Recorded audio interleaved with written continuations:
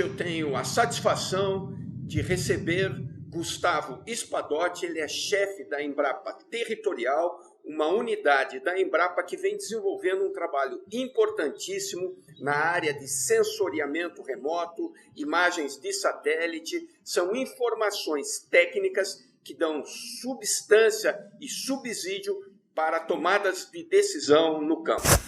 Gustavo, satisfação, obrigado por atender o Cidade e Campo.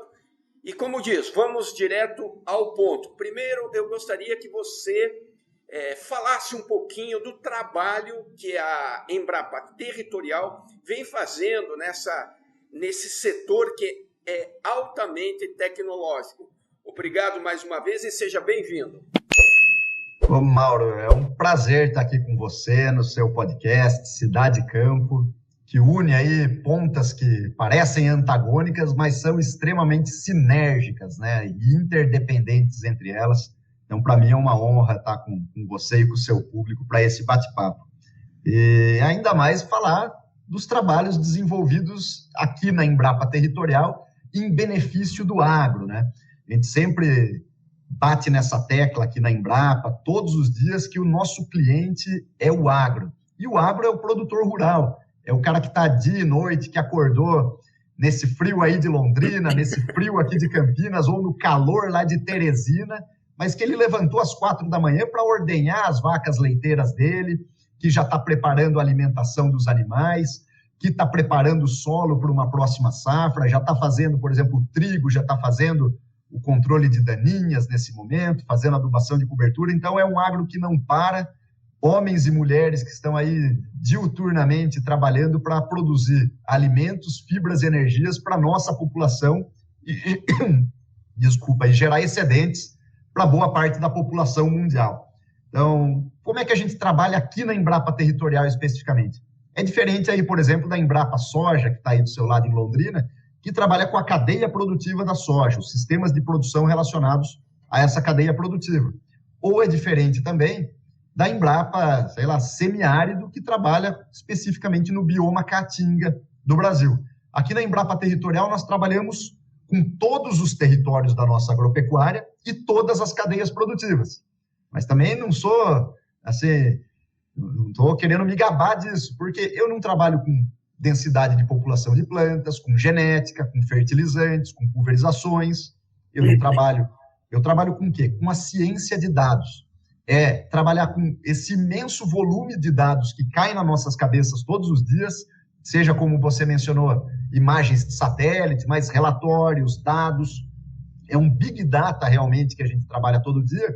E o que a gente faz aqui na Embrapa Territorial é filtrar todo esse dilúvio de informações e transformar ela numa assertividade melhor para a tomada de decisão do produtor rural ou de um gestor de políticas públicas. Ou seja, entregar não um número, mas uma informação correta, precisa, no momento certo, que tire a subjetividade da tomada de decisão e traga elementos para que ele realmente faça a sua ação da melhor forma, mais competitiva e mais sustentável. Ô Gustavo, nós sabemos que hoje um dos insumos que se tornou de fundamental importância é a informação. Evidentemente que informação consolidada, com credibilidade, como você disse, ir buscar as informações, levantar informações e criar informações com cruzamento de dados, enfim. Você acha que o Brasil está conseguindo avançar nessa direção? Estamos avançando e avançando muito rápido, viu, Mauro? Hoje, se você rodar por aí e ver tanto produtores rurais, cooperativas, associações, grandes conglomerados, usinas, processadoras de etanol, todas elas aqui no Brasil estão na vanguarda do conhecimento agropecuário mundial. Não é mais um benchmark local, é um benchmark mundial. O Brasil hoje é exemplo no uso, na adoção de tecnologias para praticamente todas as cadeias produtivas, que garante para nós uma posição privilegiada no cenário geopolítico hoje. Tá?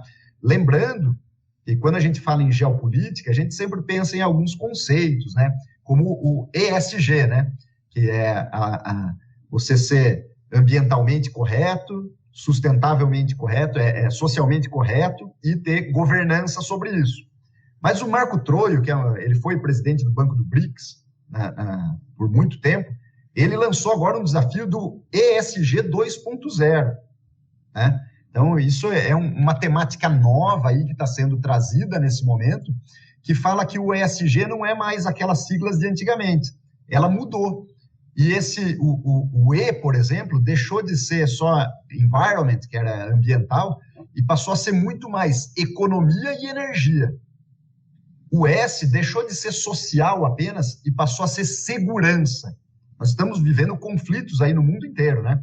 Então, você trabalhar com segurança, soberania e segurança. E o G deixou de ser apenas compliance, governança, e passou a ser geopolítica. Porque o mundo hoje ele é todo conectado, Mauro. Todos os atores estão interdependentes.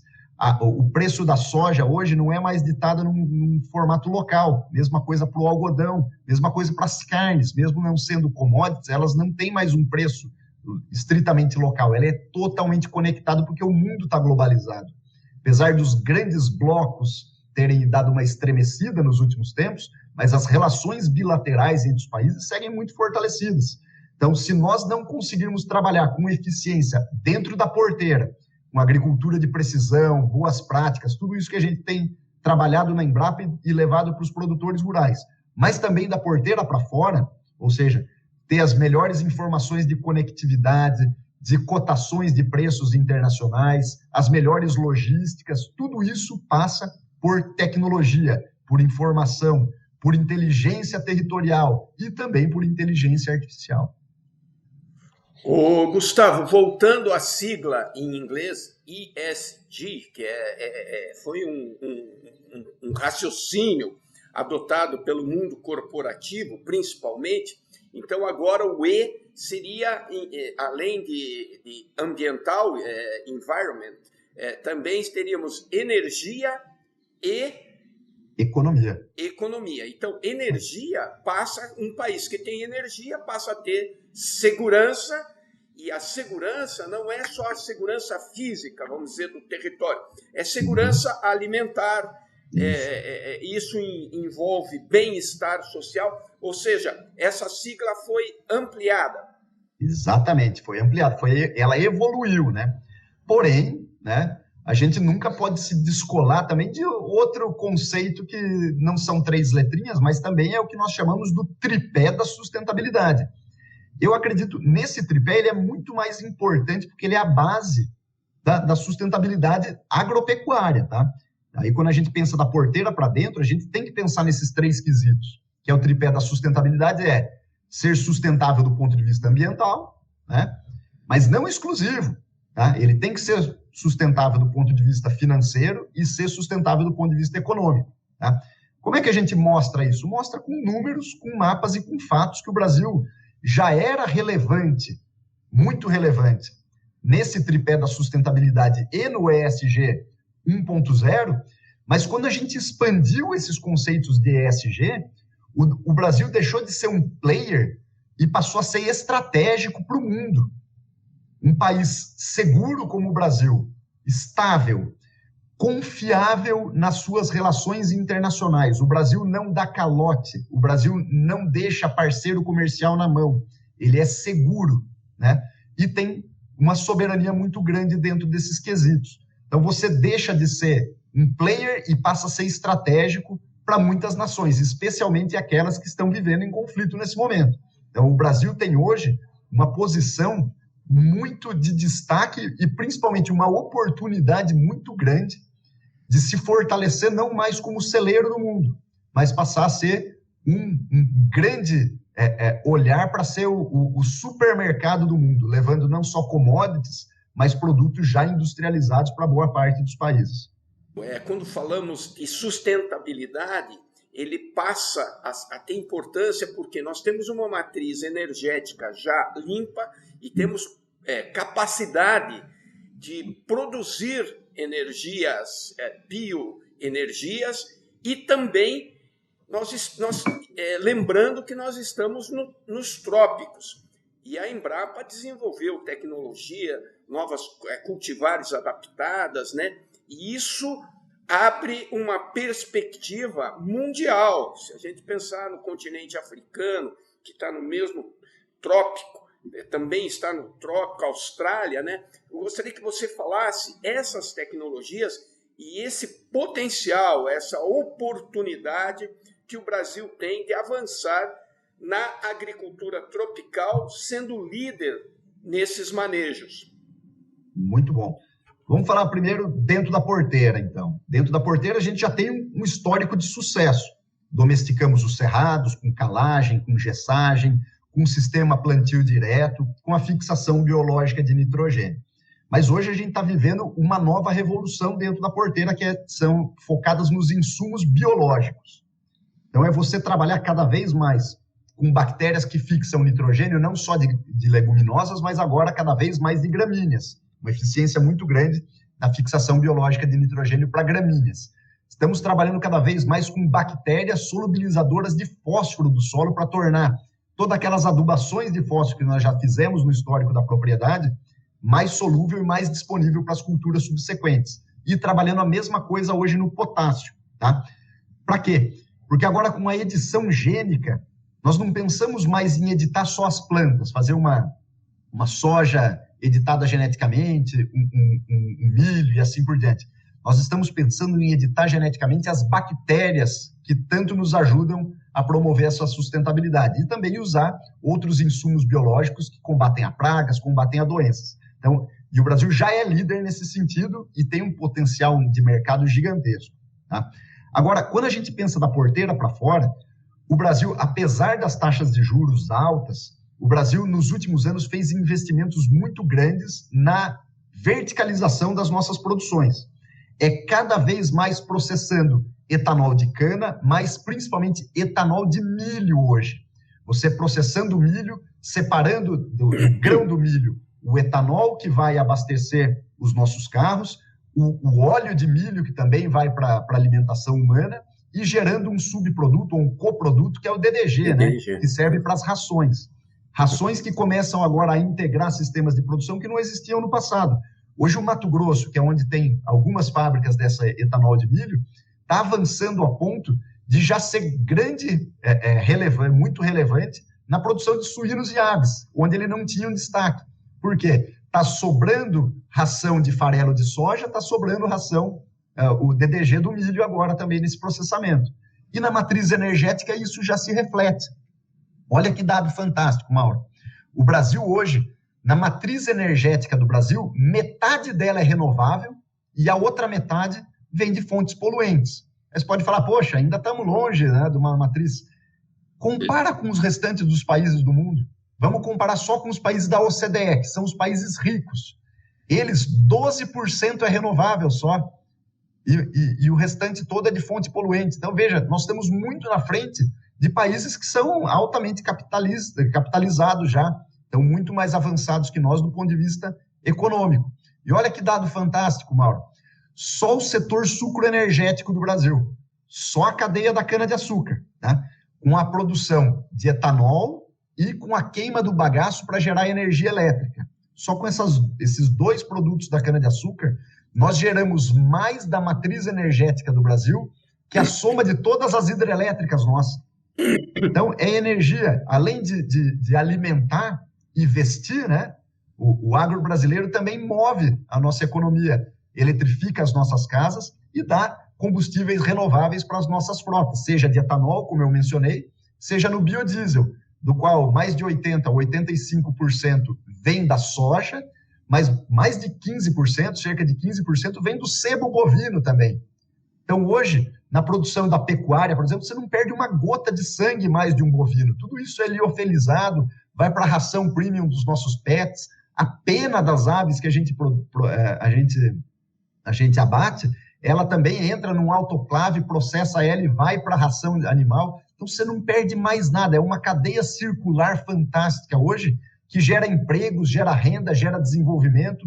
1/3 dos nossos empregos vem do agronegócio brasileiro, 1/3 do PIB do Brasil é do agronegócio e metade das nossas exportações. Então, é uma engrenagem gigante que conecta o campo na produção, mas também as cidades, por meio do comércio, por meio da indústria, porque as máquinas estão nas cidades e vão para o campo. Os fertilizantes estão nas cidades e vão para o campo.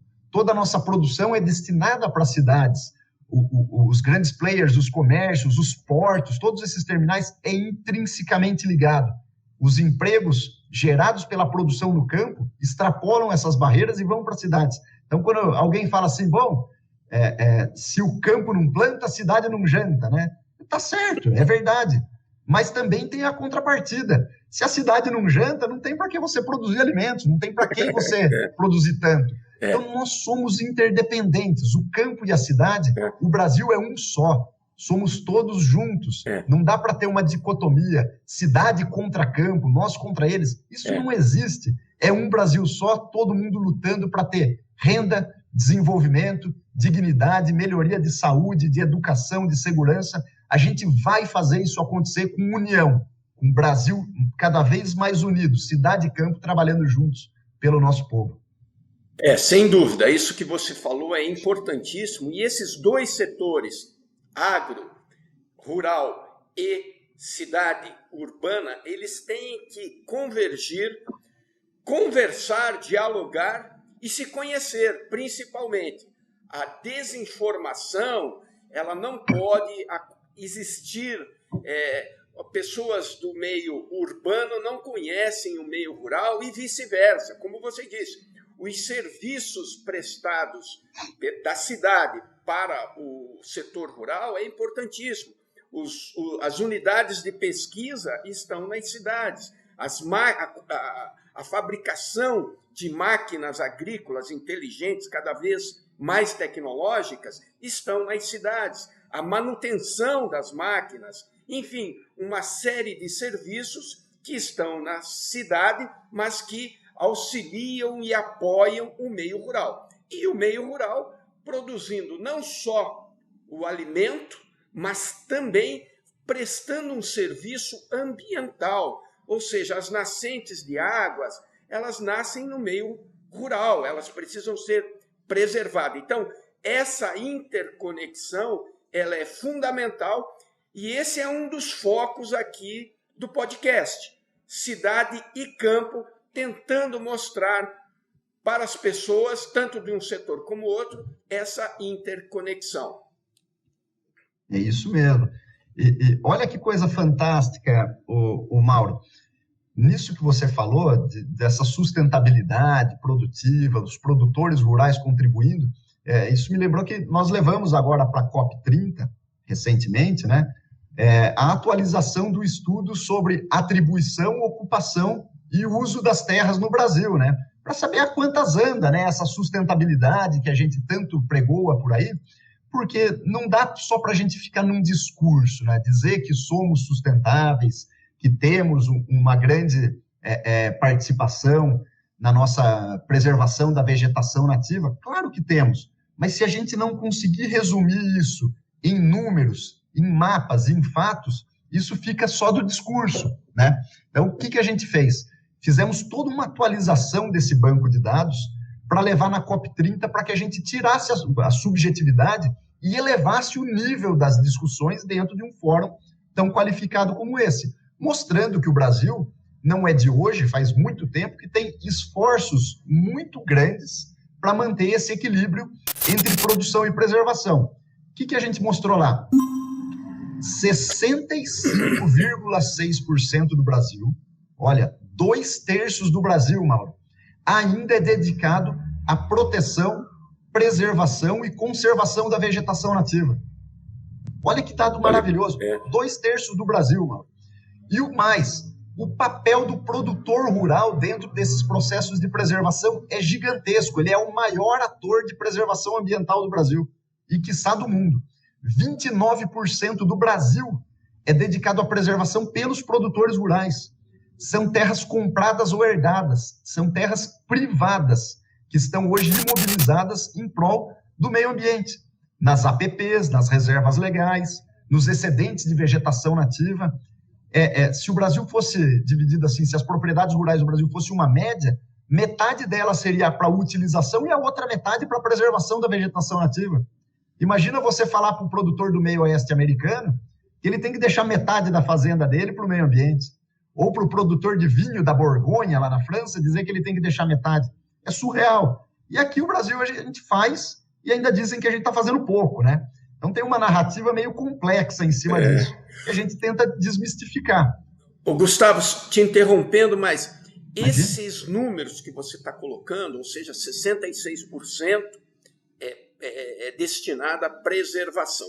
Como a Embrapa Territorial chegou a esse dado? Maravilha. Esse é um dado assim que ele é muito exaustivo trabalhar sobre ele. A gente leva quase um ano para compilar todos esses resultados num gráfico síntese, né, digamos assim. Mas ele é fruto de imaginamentos pesadíssimos por satélite. E mais, nessa atualização do estudo, dessa vez na Embrapa, passamos a usar satélites mais refinados, que têm uma resolução espacial mais detalhada.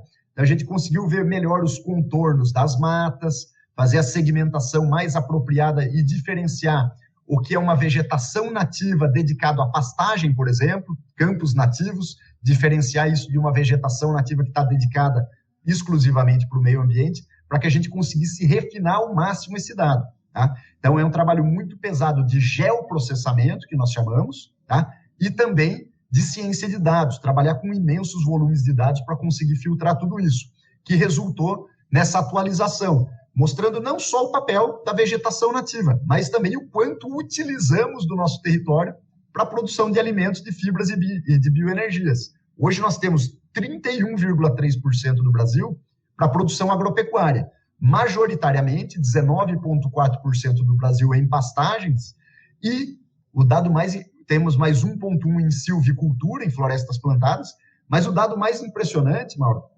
é que nós temos 10,8% do Brasil para os cultivos, para a agricultura propriamente dita. Tá? 10,8% do Brasil é todo o mar de soja, mar de algodão, mar de laranja, que o pessoal fala, né? Todos esses cultivos que nós temos ocupam apenas menos de 11% do nosso território. Então, veja, plantamos e colhemos em 11%. Temos mais 19% de pastagens e mais 1% de silvicultura. Totaliza 31% de uso agropecuário. Na outra mão, 65% de áreas dedicadas à vegetação nativa. Então, veja, não é nenhuma questão de equilíbrio, é uma questão de... O Brasil tem muito mais, tem quase o dobro de vegetação nativa de áreas dedicadas à agropecuária, mostrando que estamos no caminho certo, alimentando 1,8 bilhão de bocas no mundo, em termos calóricos, e mantendo 2/3 da nossa vegetação nativa. Então, é o que a gente quer mostrar para o mundo que é possível produzir com sustentabilidade ambiental. Ô Gustavo, esse estudo, esse trabalho técnico que você faz, por exemplo, você consegue trazer essa informação de quanto de pastagens, por exemplo, pastagens degradadas, o Brasil ainda tem e que pode avançar com tecnologia para a recuperação dessas áreas? Temos e fazemos, Mauro. Isso é muito interessante, essa sua pergunta, porque quando a gente mostra esse resultado, tem algumas pessoas que dizem assim, bom, mas a Embrapa, então, está dizendo que nós temos muita vegetação nativa e que podemos converter isso, desmatar para a agricultura. Não, eu não estou dizendo isso. Eu estou dizendo que nós somos assim, nós temos isso. E é estável, isso não muda muito ao longo do tempo. É um compromisso ambiental que o Brasil tem. Agora, se você me fala, nós temos caminhos para aumentar a produção? Temos. Tanto aqui no Brasil, quanto em Bangladesh, só tem 3 jeitos de você aumentar a produção. Primeiro, é aumentar a área cultivada. Segundo, é aumentar a produtividade de cada uma das culturas. E terceiro, é intensificar o uso da terra. E aí eu respondo a sua pergunta mais diretamente, Mauro. Nós temos 160 milhões de hectares de pastagem no Brasil. E cerca de 100 milhões dela tem algum grau de degradação. E nós fizemos um trabalho fantástico agora, que se tornou até uma política pública. Eu não sei quando você vai veicular o material, então eu não vou falar o nome da política pública, porque eu estou entrando no momento de defesa do período eleitoral. Mas existe uma política pública de recuperação de pastagens degradadas. Tá? E a Embrapa Territorial colaborou com essa política pública, mapeou 40 milhões de hectares de pastagem com algum grau de degradação, mas que são altamente aptas, seja para a melhoria dessas pastagens, seja para a conversão delas em áreas agrícolas. 40 milhões de hectares que a gente pode intensificar, Mauro, produzir mais alimentos, mais eucalipto, mais pasto, mais boi, sem desmatar uma árvore. É uma nova fronteira agrícola que nós temos, somente recuperando pastagens degradadas. E essa política pública consegue ir ao encontro do aumento da área cultivada, o aumento da produtividade das culturas e intensificar o uso da terra, porque a gente preconiza o uso da integração lavoura, pecuária, floresta, que é quando você, numa mesma área, produz grãos, pode ser milho, pode ser soja, você produz pasto para alimentação animal, tem bois, tem caprinos, ovinos nessas áreas, e você produz madeira, seja para queima para as caldeiras, seja para produção de papel e celulose. E mais, como esse sistema é altamente sustentável e sequestra muito carbono, você tem ainda a possibilidade de negociar crédito de carbono. Você consegue fazer na mesma área praticamente 5 safras, Mauro. Olha, que maravilha, que potencial o Brasil tem, ou seja, nós estaríamos recuperando áreas, isso é um serviço ambiental, estaríamos colocando essas áreas no processo produtivo, ou seja, produzindo alimento e ainda desenvolvendo tecnologias novas, porque isso que você falou, integração, lavoura, pecuária e floresta, foi criado aqui no Brasil e estamos desenvolvendo isso na chamada agricultura tropical. Então, não temos limites, ou seja, seríamos produtores de alimento,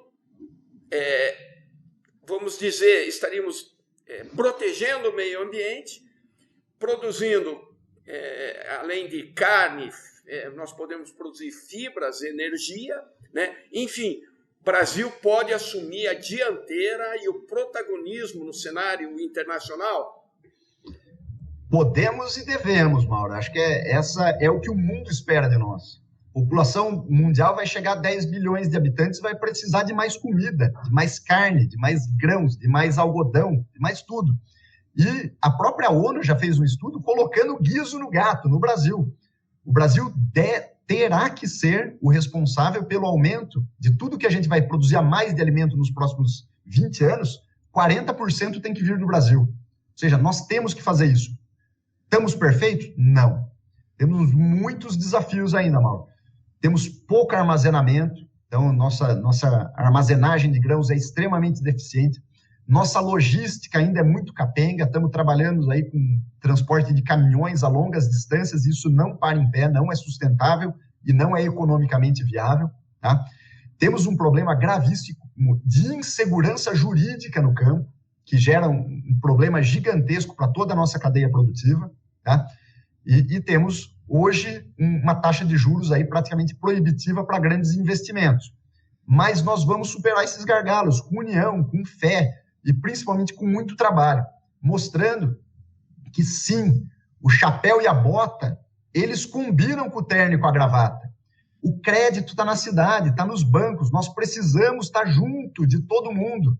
Ninguém quer fazer negócio com quem polui, desmata. Então nós temos que separar esse joio de trigo, separar quem está fazendo errado, que é uma minoria ínfima de quem ainda faz crimes ambientais, da grande massa do agro brasileiro que produz com sustentabilidade e reflete em todos esses números. Tá? Quando a gente conseguiu unir todas essas pontas e mostrar que o agro é um setor estratégico e, principalmente, trabalhar com a educação do jovem nas universidades, mostrando que o agro não é poluidor, não é desmatador, não é contra o meio ambiente, e mostrar que a gente está em prol de um mesmo objetivo comum, eu acredito que o Brasil vai começar a tratar o agro brasileiro como um setor como ele deve, com respeito, com apoio, com financiamentos adequados, com estruturas de créditos cada vez mais modernas e, principalmente, sem ataques a um setor que gera tanto para o nosso país,